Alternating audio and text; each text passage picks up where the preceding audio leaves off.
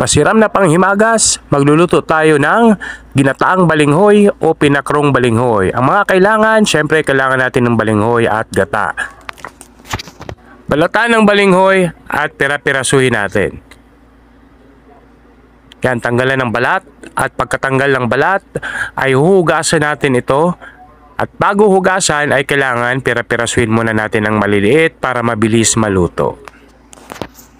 Ang ginatanghang balinghoy nga pala ay isa sa pinaka masarap na pagkain Bicol pa rin, lalong-lalo na sa Albay. So, isa ito sa pinaka delicacy na panghimagas o pangmeryenda ng mga Bicolano.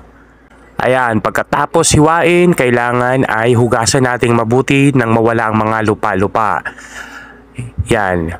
Pagkatapos naman ay mag-prepare tayo ng kaldero at ilalagay natin ang balinghoy,